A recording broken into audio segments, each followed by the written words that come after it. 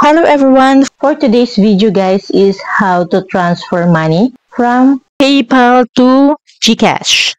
But before we start, kung hindi ka pa po nakapag-subscribe dito sa channel, hit the subscribe button and the notification bell. At nang sa ganon ay ma-notify po kayo kapag may bago po akong upload na video.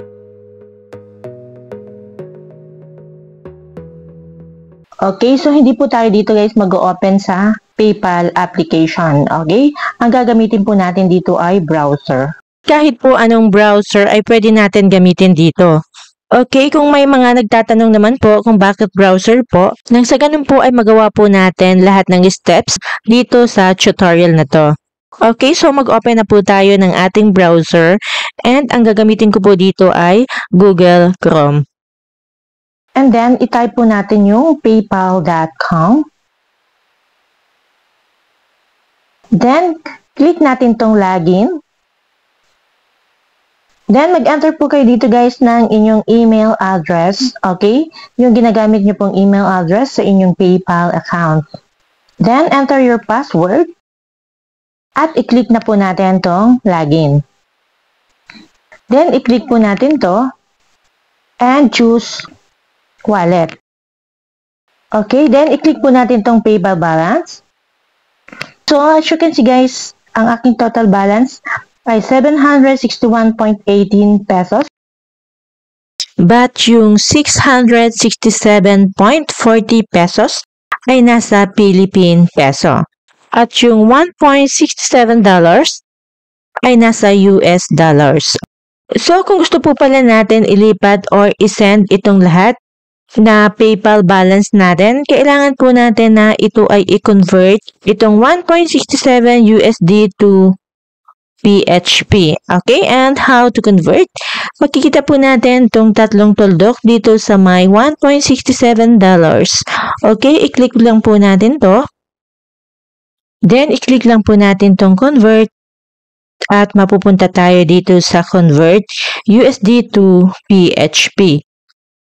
Okay, click natin tong Philippine peso. Then, click next. Okay, nandito na po tayo sa conversion amount.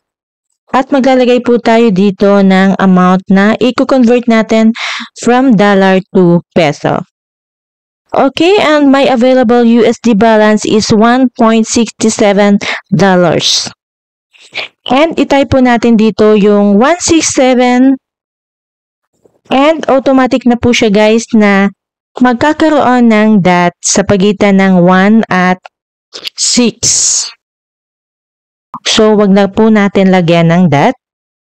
Ang ilalagay po lang po natin ay 167 if yung amount na i-convert nyo ay 1.67 US dollars. Okay, click na natin tong next.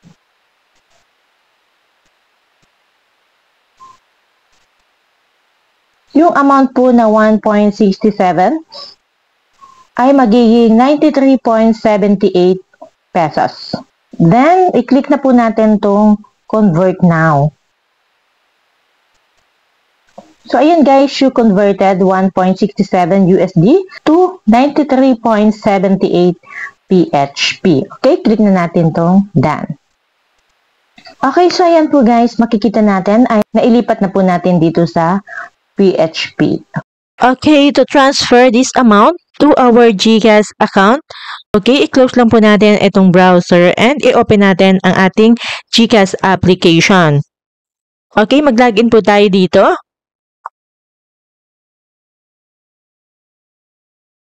Then, dito po sa lower right corner, i-click lang po natin itong profile icon. Okay, make sure po pala guys na tayo ay naka-fully verified nang sa ganun po ay makapag-link tayo at makapag-cash in tayo dito sa GCash. Then, pumunta po tayo dito sa my link account. Okay? So, kailangan po natin mag-link muna bago po tayo makapag-send money from PayPal to GCash. Next is pindutin na natin itong PayPal and click link account. Okay, mag-login tayo sa PayPal using our email or mobile number. Then, enter our password and click login. Ito naman po ay pindutin natin tong box na katabi ng I am human.